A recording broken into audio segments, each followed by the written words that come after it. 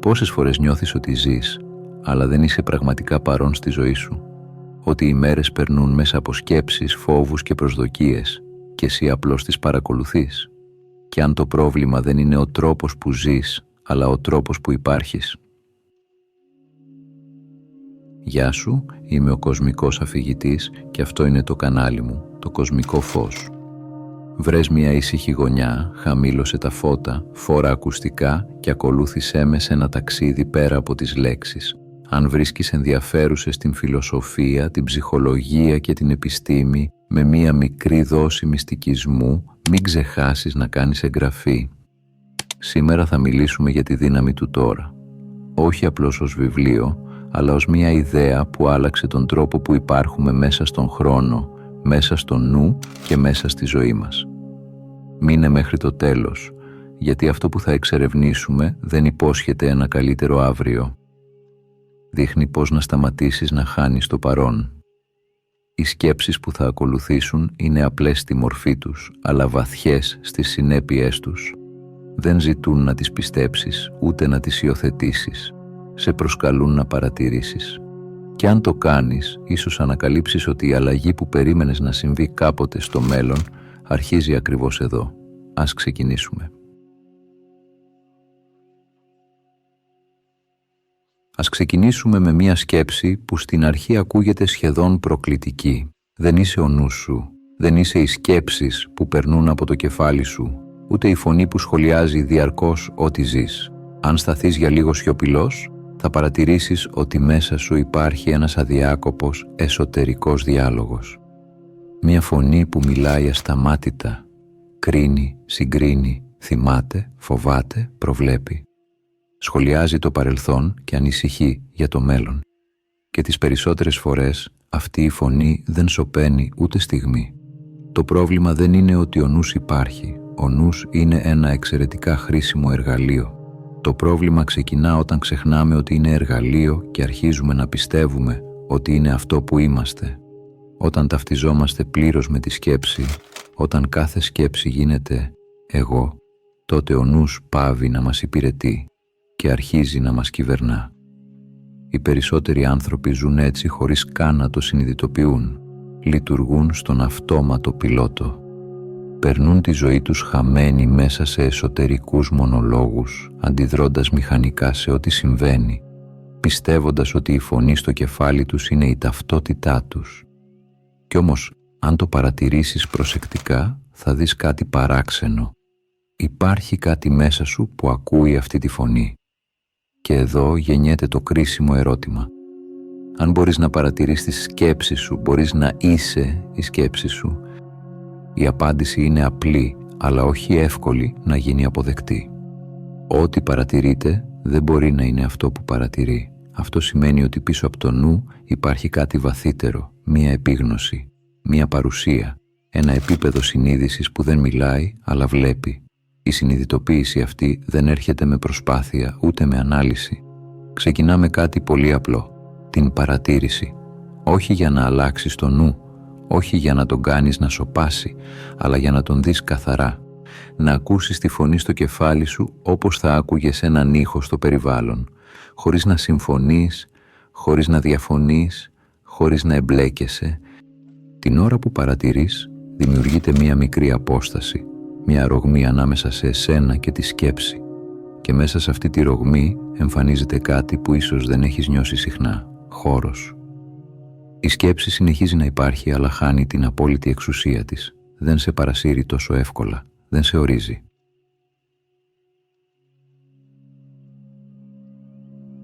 Με τον καιρό μπορεί να αρχίσεις να παρατηρείς ότι πολλές σκέψεις είναι επαναλαμβανόμενες. Τα ίδια σενάρια, οι ίδιοι φόβοι, οι ίδιες ιστορίες για το ποιος είσαι και τι μπορεί ή δεν μπορεί να σου συμβεί. Και τότε κάτι αλλάζει. Πάβεις να τις παίρνεις τόσο σοβαρά. Όχι επειδή τις απορρίπτεις, αλλά επειδή δεν εξαρτάσαι πια από αυτές για να νιώσεις ότι υπάρχεις. Σε κάποιες στιγμές, ίσως πολύ σύντομες στην αρχή, ο νους κάνει ένα διάλειμμα. Υπάρχει ένα κενό ανάμεσα στις σκέψεις. Δεν είναι κάτι θεαματικό, δεν είναι έκσταση, είναι απλώς σιωπή, καθαρή παρουσία. και παραδόξως εκεί νιώθεις πιο ζωντανός από ποτέ. Αυτές οι στιγμές αποκαλύπτουν κάτι θεμελιώδες. Η ταυτότητά σου δεν βρίσκεται στη σκέψη, αλλά στην επίγνωση που προηγείται της σκέψης. Όσο περισσότερο αναγνωρίζεις αυτό το επίπεδο μέσα σου, τόσο λιγότερο σε ελέγχει ο νους. Δεν εξαφανίζεται, αλλά μπαίνει στη θέση του. Γίνεται εργαλείο, όχι αφέντης. Και τότε αρχίζει να διαμορφώνεται μία νέα σχέση με τη ζωή. Μία σχέση λιγότερο αντιδραστική, λιγότερο φορτισμένη, πιο καθαρή. Και εδώ γίνεται η πρώτη μεγάλη μετατόπιση. Δεν χρειάζεται να αλλάξεις αυτό που σκέφτεσαι για να βρεις γαλήνη. Χρειάζεται να αναγνωρίσεις ότι δεν είσαι αυτό που σκέφτεσαι. Από εδώ ξεκινά το ταξίδι. Και για να συνεχιστεί, πρέπει να δούμε πού πραγματικά συμβαίνει η ζωή. Όχι στο παρελθόν, όχι στο μέλλον, αλλά σε ένα σημείο που ο νους αποφεύγει όσο μπορεί.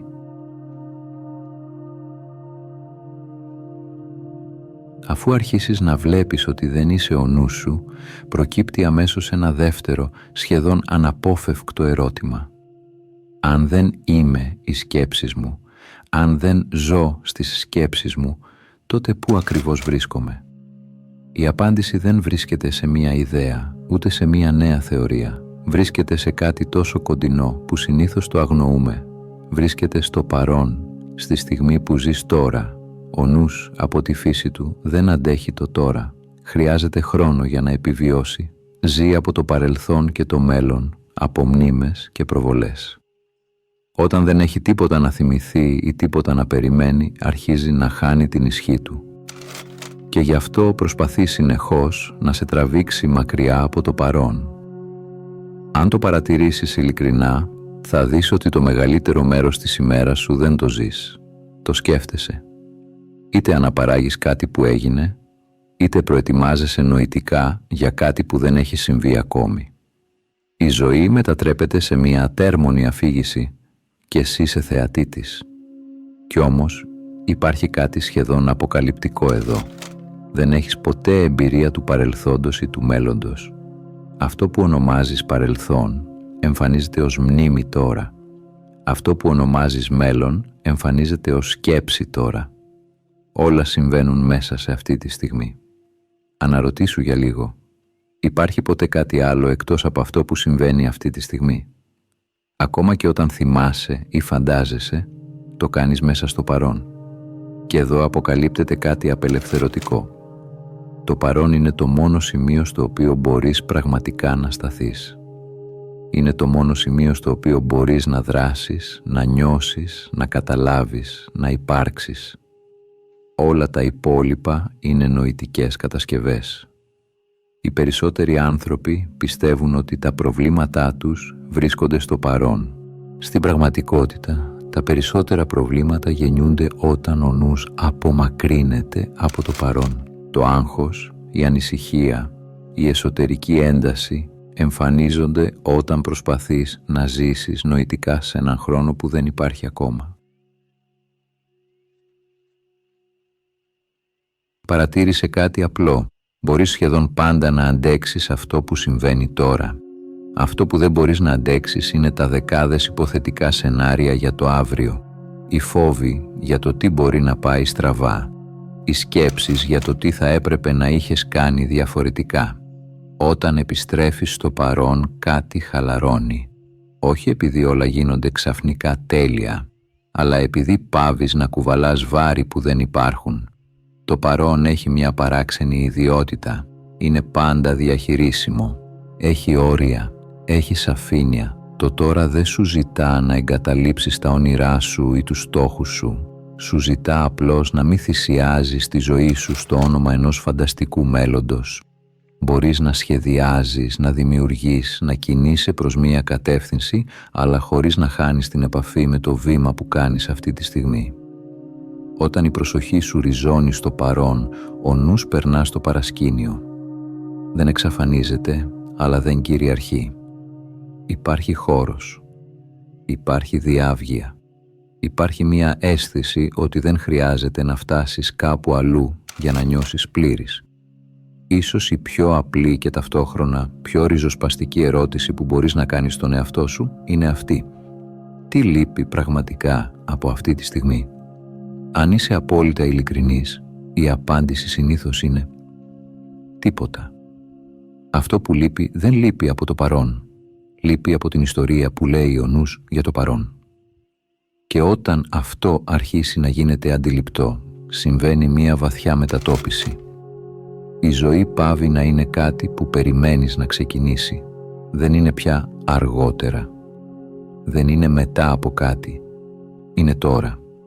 Αλλά υπάρχει ένα τελευταίο εμπόδιο που συχνά μας τραβά ξανά έξω από το παρόν. Κάτι πιο λεπτό από τη σκέψη, αλλά εξίσου ισχυρό. Είναι η αντίσταση σε αυτό που ήδη υπάρχει. Υπάρχει ένας λόγος που ακόμα και όταν αρχίζουμε να κατανοούμε τη σημασία του παρόντος, συνεχίζουμε να υποφέρουμε. Δεν είναι ότι δεν βρισκόμαστε στο τώρα, είναι ότι αντιστεκόμαστε σε αυτό. Σχεδόν ασυναίσθητα, ο νους συγκρίνει τη στιγμή που ζεις με μία άλλη στιγμή που θα έπρεπε, υποτίθεται, να ζεις. Με κάτι καλύτερο, πιο εύκολο, πιο δίκαιο. Και μέσα σε αυτή τη σύγκριση γεννιέται η ένταση. Όχι επειδή η ζωή είναι απαραίτητα δύσκολη, αλλά επειδή υπάρχει ένα εσωτερικό όχι απέναντι σε αυτό που ήδη συμβαίνει. Εδώ χρειάζεται μια ξεκάθαρη διάκριση. Η αποδοχή του παρόντος δεν σημαίνει παραίτηση. Δεν σημαίνει ότι συμφωνείς με ό,τι συμβαίνει, ούτε ότι παραιτείσαι από την επιθυμία για αλλαγή. Σημαίνει απλώς ότι πάβεις να πολεμάς τη στιγμή που υπάρχει. Σταματάς να προσθέτεις ένα δεύτερο επίπεδο πόνου πάνω σε αυτό που ήδη είναι. Γιατί ο πόνος σπάνια προέρχεται μόνο από την κατάσταση. Προέρχεται από το χάσμα ανάμεσα σε αυτό που συμβαίνει και σε αυτό που πιστεύεις ότι δεν θα έπρεπε να συμβαίνει. Εκεί γεννιέται η αντίσταση. Εκεί δημιουργείται η εσωτερική σύγκρουση. Η πρώτη κίνηση, όπως και στα προηγούμενα κεφάλαια, είναι η επίγνωση. Να παρατηρήσεις πώς ο νους σχολιάζει τη στιγμή, πώς βάζει ετικέτες, πώς κρίνει, πώς διαμαρτύρεται, είτε φωναχτά είτε σιωπηλά. Η παρατήρηση αυτή δεν έχει στόχο να αλλάξει κάτι άμεσα, έχει στόχο να φέρει φως. Όταν η αντίσταση γίνεται συνειδητή, αρχίζει να χάνει τη δύναμή της. Δεν σε παρασύρει πια τόσο εύκολα. Και τότε δημιουργείται χώρος για κάτι πιο ώριμο. Μια καθαρή σχέση με τη στιγμή. Η αποδοχή του τώρα είναι μια εσωτερική στάση. Είναι το να πεις χωρίς πικρία και χωρίς ψεύτικη αισιοδοξία, αυτό είναι που υπάρχει αυτή τη στιγμή. Από εκεί και πέρα μπορείς να δράσεις, μπορείς να μιλήσεις, μπορείς να φύγεις, μπορείς να αλλάξεις κατεύθυνση, αλλά η δράση δεν προκύπτει πια από αντίδραση ή θυμό. Προκύπτει από καθαρότητα, από παρουσία. Υπάρχουν στιγμές που μία κατάσταση μπορεί να αλλάξει και υπάρχουν στιγμές που δεν μπορεί. Αν μπορεί να αλλάξει, η αποδοχή σου δίνει τη διάβγεια να δεις τι ακριβώς χρειάζεται να γίνει τώρα. Αν δεν μπορεί να αλλάξει, η αποδοχή σου επιτρέπει να μην καταρρεύσεις εσωτερικά και στις δύο περιπτώσεις ελευθερώνεσαι. Η αληθινή αποδοχή δεν είναι παθητικότητα. Είναι δύναμη χωρίς σύγκρουση. Είναι η επιλογή να μη σπαταλάς ενέργεια πολεμώντας την πραγματικότητα, αλλά να τη χρησιμοποιείς για να κινηθείς μέσα της με επίγνωση. Υπάρχει κάτι βαθιά μεταμορφωτικό σε αυτό. Όταν σταματάς να αντιστέκεσαι στο παρόν, αλλάζεις τον τρόπο που σχετίζεσαι όχι μόνο με τα γεγονότα, αλλά και με τους ανθρώπους. Η ανάγκη να κατηγορήσεις, να απορρίψεις, να ελέγξεις αρχίζει να χαλαρώνει. Όχι επειδή πρέπει, αλλά επειδή δεν είναι πια αναγκαία για την αίσθηση του εαυτού σου. Και εδώ αποκαλύπτεται κάτι ουσιαστικό. Η αντίσταση τρέφει την ψευδαίσθηση της διάσπασης. Η αποδοχή την διαλύει. Όσο περισσότερο αποδέχεσαι το τώρα, τόσο λιγότερο εξαρτάσαι από το εξωτερικό για να νιώσεις πλήρης. Δεν χρειάζεται να αλλάξει κάτι άμεσα για να είσαι καλά. Και αυτό, παραδόξως, είναι συχνά το σημείο από το οποίο ξεκινούν οι πιο αληθινές αλλαγές. Δεν υπάρχουν προβλήματα με την απόλυτη έννοια. Υπάρχουν καταστάσεις που μπορούν να αντιμετωπιστούν τώρα ή να γίνουν αποδεκτές μέχρι να αλλάξουν. Όταν σταματάς να αντιστέκεσαι, πάβεις να εγκλωβίζεσαι σε ρόλους θύματος. Αναλαμβάνεις ευθύνη χωρίς βάρος. Και ίσως το πιο απελευθερωτικό απ' όλα, η αποδοχή του παρόντος δεν σε μικραίνει. Σε επιστρέφει σε μια φυσική κατάσταση εσωτερικής ευθυγράμμισης. Εκεί όπου η ζωή δεν βιώνεται ως μάχη, αλλά ως ροή. Εκεί όπου δεν χρειάζεται να σωθείς από τη στιγμή, γιατί βρίσκεσαι ήδη μέσα της. Αφού αρχίσεις να παρατηρείς το νου χωρίς να ταυτίζεσαι μαζί του, να επιστρέφεις στο παρόν και να αποδέχεσαι αυτό που υπάρχει χωρίς εσωτερική αντίσταση, συμβαίνει κάτι λεπτό αλλά ουσιαστικό. Δεν αλλάζει απαραίτητα ο κόσμος γύρω σου. Αλλάζει ο τρόπος που τον συναντάς. Η ζωή αρχίζει να σου φέρεται διαφορετικά, όχι επειδή βελτιώθηκε, αλλά επειδή δεν τη συναντάς πια μέσα από φίλτρα φόβου, προσδοκίας και άμυνας. Όταν πάβεις να πολεμάς τη στιγμή, πάβεις να τη βλέπεις ως απειλή. Και τότε, πολλές από τις συγκρούσεις που θεωρούσες αναπόφευκτες, αρχίζουν να χάνουν τη δύναμή τους. Υπάρχει μια βαθιά αλήθεια εδώ. Ο κόσμος που βιώνεις είναι σε μεγάλο βαθμό αντανάκλαση της εσωτερικής σου κατάστασης. Όχι με μαγικό ή μεταφυσικό τρόπο, αλλά με έναν απολύτως ανθρώπινο. Όταν αλλάζει ο τρόπος που αντιλαμβάνεσαι, αλλάζει και αυτό που αντιλαμβάνεσαι. Σκέψου το σαν έναν καθρέφτη. Αν η έκφρασή σου είναι σφιγμένη, ο καθρέφτης θα σου επιστρέψει ένταση. Αν μαλακώσει, θα σου επιστρέψει κάτι πιο ήρεμο. Το να προσπαθείς να αλλάξεις τον καθρέφτη χωρίς να αλλάξεις την έκφρασή σου είναι μια μάχη χωρίς τέλος. Το ίδιο συμβαίνει και με τη ζωή. Αυτό δεν σημαίνει ότι όλα γίνονται εύκολα.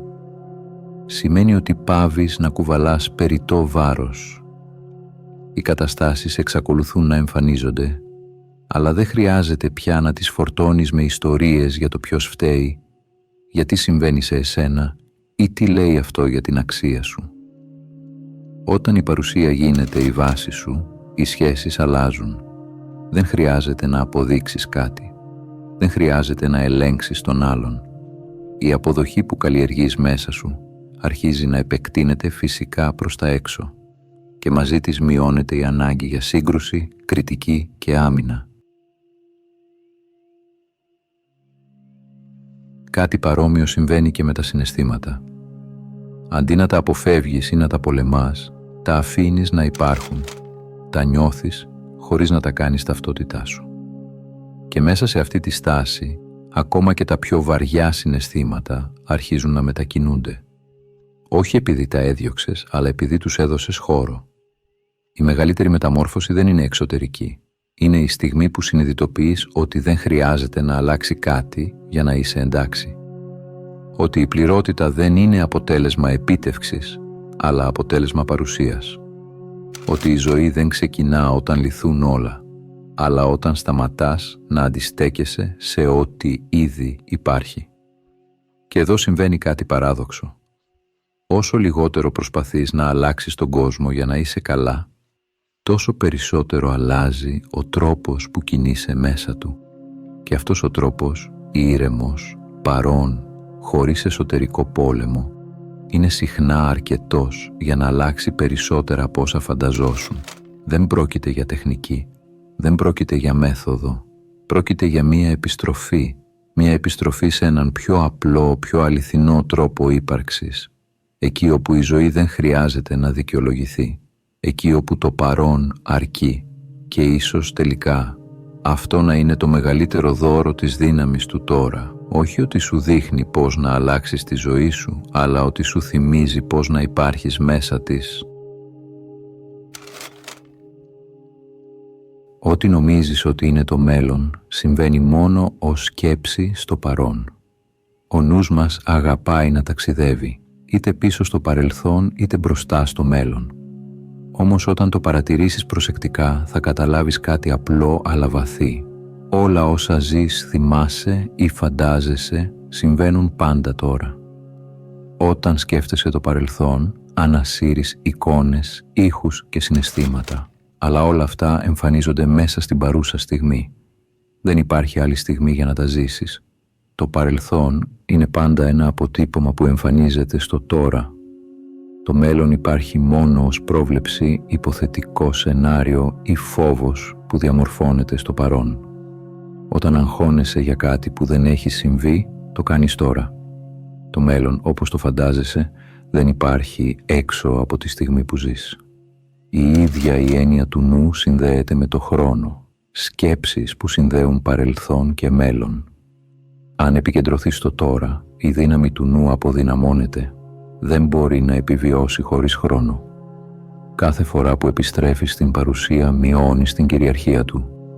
Με την εστίαση στο παρόν, η ζωή γίνεται πιο απλή. Οι φόβοι, οι ενοχές, οι ανησυχίες, όλα τα βαριά φορτία του νου γίνονται πιο διαχειρίσιμα.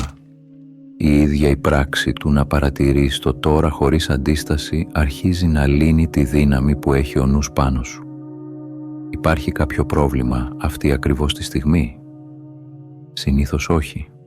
Το άγχος εμφανίζεται όταν ζεις σε μία προβολή του μέλλοντος. Αν το τώρα είναι το μόνο που υπάρχει, τότε όλα τα μεγάλα πρέπει, φόβοι και ανησυχίες είναι προϊόντα της φαντασίας σου. Όσο πιο πολύ γιώνεσαι στο τώρα, τόσο πιο ξεκάθαρα βλέπεις ότι το μόνο πραγματικό σημείο δράσης, εμπειρίας και ελευθερίας είναι αυτή η στιγμή. Όλα τα υπόλοιπα είναι απλώς σκέψεις που εμφανίζονται εδώ και τώρα.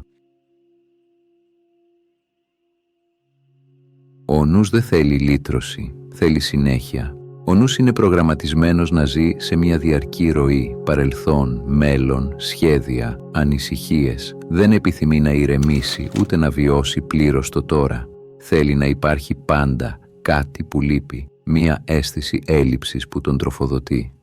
Ο νους ζει από την έλλειψη. Κάθε σκέψη, κάθε φόβος, κάθε επιθυμία γεννιέται από μια αίσθηση ότι κάτι δεν είναι αρκετό. Χρειάζεται συνεχώς στόχους, προβλήματα, λύσεις για να νιώθει ότι υπάρχει. Το παρόν, το ολοκληρωμένο τώρα, δεν του παρέχει αυτό το καύσιμο. Ακόμα και όταν όλα φαίνονται καλά, ο νους βρίσκει τρόπο να ψάξει κάτι περισσότερο. Αυτή η αίσθηση ελλείμματος δεν είναι πραγματική, είναι η κινητήρια δύναμη του εγώ. Ο νους επίθει ότι η ευτυχία, η πληρότητα ή η λύτρωση βρίσκονται κάπου αλλού, όχι εδώ. Αν περιμένεις τη ζωή να σε γεμίσει στο μέλλον, χάνεις την εμπειρία που ήδη υπάρχει. Ο νους χρησιμοποιεί ως δόλωμα υποσχέσεις ευτυχίας, ενώ το παρόν, η πραγματική εμπειρία της ζωής, παραμένει αχρησιμοποιητό. Το αποτέλεσμα? Ζεις συνεχώς σε μια ψευδαίσθηση ολοκλήρωσης που ποτέ δεν έρχεται. Η ολοκλήρωση δεν βρίσκεται στο μέλλον. Δεν έρχεται μέσα από κάτι που θα αποκτήσεις ή θα γίνεις. Βρίσκεται μόνο στην αποδοχή και την παρουσία στο τώρα. Όσο πιο πολύ παρατηρείς το νου και την ανάγκη του να διαφεύγει από το παρόν, τόσο πιο ξεκάθαρα αντιλαμβάνεσαι τη διαφορά ανάμεσα στη σκέψη και την αληθινή εμπειρία. Το τώρα δεν χρειάζεται να κατακτηθεί, υπάρχει ήδη και είναι η μόνη στιγμή όπου η ζωή συμβαίνει πραγματικά. Μπορείς πάντα να αντέξεις το παρόν, δεν μπορείς να αντέξεις το φανταστικό. Το άγχος δεν υπάρχει στο τώρα, δεν γεννιέται από την εμπειρία που ζεις αυτή τη στιγμή, αλλά από τη συσσόρευση μελλοντικών σεναρίων που ο νους φαντάζεται. Προβλήματα που ίσως ποτέ δεν θα εμφανιστούν, φόβοι που δημιουργούνται από σκέψεις και όχι από γεγονότα, όλα συμβαίνουν μέσα στην ψευδαίσθηση του μέλλοντος. Όταν στρέφεις την προσοχή σου στη στιγμή που ζεις, ανακαλύπτεις κάτι απλό αλλά απελευθερωτικό. Μπορείς να αντιμετωπίσεις ό,τι υπάρχει τώρα. Δεν χρειάζεται να λύσεις τα πάντα ταυτόχρονα. Δεν χρειάζεται να προβλέψεις το αύριο. Το μόνο που υπάρχει είναι το τώρα και μέσα σε αυτό βρίσκεις πάντα την ικανότητα να δράσεις. Η λύση δεν είναι να σταματήσεις να σκέφτεσαι ή να απομακρυνθείς από τα προβλήματα. Είναι να εστιάσεις σε αυτό που μπορείς να κάνεις τώρα, σε αυτή τη στιγμή. Κάθε μικρή συνειδητή πράξη, όσο απλή και αν φαίνεται, μειώνει τη δύναμη του άγχους και σε φέρνει πιο κοντά στην πραγματική σου παρουσία. Το τώρα γίνεται έτσι όχι μόνο καταφύγιο, αλλά αντίδοτο, εκεί όπου η ψευδαίσθηση του μέλλοντος χάνει τη δύναμή της και η ζωή γίνεται διαχειρίσιμη ανάσα ανά ανάσα, πράξη ανά πράξη. Δεν σε πονάει αυτό που συμβαίνει. Σε πονάει ότι νομίζεις πως δεν έπρεπε να συμβαίνει. Η βασική πηγή της έντασης και του πόνου δεν βρίσκεται στις καταστάσεις που βιώνουμε, αλλά στην αντίστασή μας απέναντί τους. Όσο αντιστεκόμαστε στο είναι, όσο συγκρινόμαστε με αυτό που πιστεύουμε ότι θα έπρεπε να είναι, τόσο μεγαλώνει η εσωτερική μας ταλαιπωρία. Αποδοχή δεν σημαίνει να μένεις παθητικός ή να παρατάς τη ζωή σου. Δεν σημαίνει ότι συμφωνείς με κάθε κατάσταση ή ότι παραιτείσαι από τη δράση. Σημαίνει ότι σταματάς να προσθέτεις περιττό ψυχικό βάρος πάνω σε αυτό που υπάρχει ήδη. Κάθε όχι που λες μέσα σου, κάθε διαφωνία με το παρόν δημιουργεί ένταση.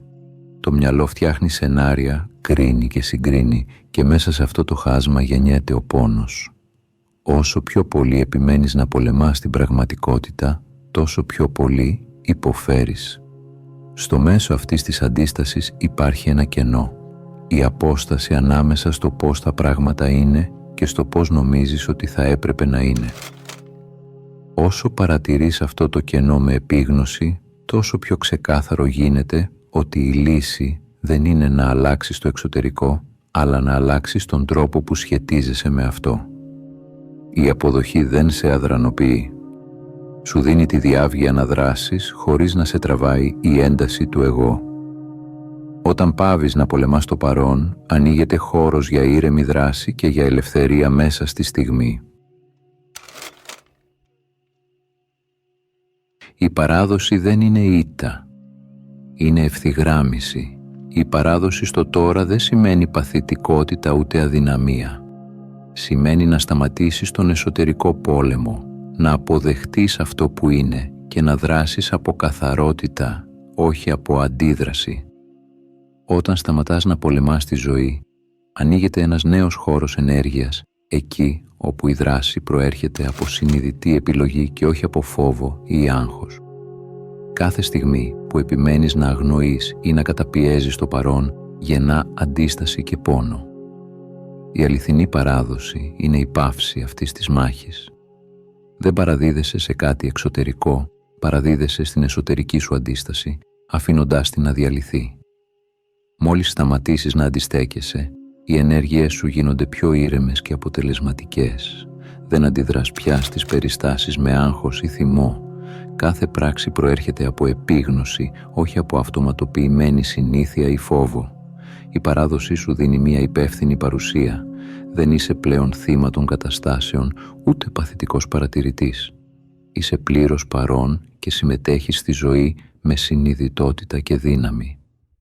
Η ελευθερία που απορρέει από αυτή την στάση είναι βαθιά και μεταμορφωτική. Η παράδοση λοιπόν δεν μειώνει τη δύναμή σου. Αντίθετα την αυξάνει, γιατί πλέον κάθε κίνηση, κάθε επιλογή γίνεται από χώρο εσωτερικής ειρήνης και παρουσίας. Αν πολεμάς την εικόνα στον καθρέφτη, ποιος πραγματικά τραυματίζεται? Ο κόσμος γύρω σου συχνά φαίνεται δύσκολος, άδικος ή αντιφατικός. Όμως, όπως μας υπενθυμίζει η δύναμη του τώρα, αυτό που βλέπεις έξω είναι συχνά απλώς αντανάκλαση της εσωτερικής σου κατάστασης. Οι σχέσεις, τα γεγονότα, οι συγκρούσεις, όλα αντανακλούν τον τρόπο που βιώνεις τον εαυτό σου και το παρόν. Όταν ο νους είναι ήρεμος, η αποδοχή και η ειρήνη μέσα σου αντανακλώνται στον τρόπο που βλέπεις τους άλλους και τον κόσμο. Η ένταση που παρατηρείς έξω, συχνά, είναι ο καθρέφτης των δικών σου αντιστάσεων και κρίσεων. Η πιο αποτελεσματική μεταμόρφωση δεν ξεκινά από το εξωτερικό. Όταν αλλάζεις τον τρόπο που σχετίζεσαι με το τώρα, όταν αποδέχεσαι το είναι και σταματάς να ταυτίζεσαι με το νου, ο κόσμος γύρω σου αλλάζει αναπόφευκτα. Δεν είναι μαγεία, είναι η αντανάκλαση της παρουσίας σου που αλλάζει τη δυναμική των σχέσεων και των καταστάσεων. Όταν η εσωτερική σου κατάσταση είναι ειρηνική, η ανάγκη να ελέγξεις, να κρίνεις ή να αντιδράσεις μειώνεται. Η αποδοχή των άλλων γίνεται φυσική συνέπεια. Δεν σημαίνει ότι συμφωνείς ή εγκρίνεις κάθε συμπεριφορά. Σημαίνει ότι δεν επιτρέπεις πλέον στο εσωτερικό σου πόνο και την αντίσταση να καθορίζουν τη ζωή σου. Στο τέλος, η μεγαλύτερη ελευθερία δεν έρχεται από το να αλλάξεις τον κόσμο, αλλά από το να αλλάξεις τον τρόπο που συναντάς τον κόσμο. Και τότε, κάθε καθρέφτης που κοιτάζεις σου επιστρέφει κάτι πολύτιμο, την ήρεμη, παρούσα, πλήρη εκδοχή του εαυτού σου. Η ουσία όλου αυτού που εξερευνήσαμε δεν βρίσκεται σε κανόνες ή τεχνικές, αλλά σε μια βαθιά μετατόπιση της αντίληψης. Δεν είσαι η σκέψη σου. Δεν είσαι οι ανησυχίες, οι φόβοι ή οι φαντασίες που ο νους δημιουργεί συνεχώς. Υπάρχει κάτι μέσα σου που παρατηρεί τις σκέψεις, μια ήρεμη συνειδητότητα που υπερβαίνει τον νου και τη ροή των γεγονότων. Αυτή η συνειδητότητα είναι η αληθινή σου φύση. Το τώρα είναι το μόνο πεδίο όπου η ζωή συμβαίνει πραγματικά. Όταν αγκυρώνεσαι στο παρόν, όλες οι προσδοκίες, οι ενοχές και οι ανησυχίες χάνουν την εξουσία τους. Το παρελθόν είναι μνήμη, το μέλλον είναι πρόβλεψη και τα δύο εμφανίζονται μόνο μέσα στο παρόν. Εστιάζοντας στην παρούσα στιγμή, ανακαλύπτεις την ικανότητά σου να ζεις πλήρως και ελεύθερα. Η αποδοχή του είναι δεν είναι αδυναμία, αλλά λυτρωτική δύναμη. Όταν σταματάς να πολεμάς το παρόν, οι κόμποι του νου και της καρδιάς ξετυλίγονται από μόνοι τους. Δεν χρειάζεται μάχη, ούτε αντίσταση. Αρκεί η συνειδητή παρατήρηση και η συμφιλίωση με ό,τι υπάρχει. Στο τέλος, η μεταμόρφωση που υπόσχεται η δύναμη του τώρα δεν είναι εξωτερική. Είναι η βαθιά αλλαγή μέσα σου, η ανακάλυψη ότι η ζωή ποτέ δεν σε αφήνει, αρκεί να της επιτρέψεις να υπάρξει, εδώ και τώρα. Αν μέσα από το ταξίδι μας σήμερα ένιωσες τη δύναμη του, γράψε μου στα σχόλια την λέξη τώρα. Αν έφτασες μέχρι εδώ, θέλω να σου πω ένα μεγάλο ευχαριστώ που ήσουν συνοδοιπόρος στο ταξίδι μου. Αν έμαθες κάτι καινούριο από αυτό το βίντεο, μπορείς να κάνεις εγγραφή, να πατήσεις like ή να αφήσεις κάποιο σχόλιο. Αν θέλεις να συνεχίσεις το ταξίδι, σου προτείνω να δεις το βίντεο που εμφανίζεται τώρα στην οθόνη σου. Από όποιες συντεταγμένες του κόσμου κι αν μ' ακούς, να προσέχεις τον εαυτό σου και να πας στο καλό.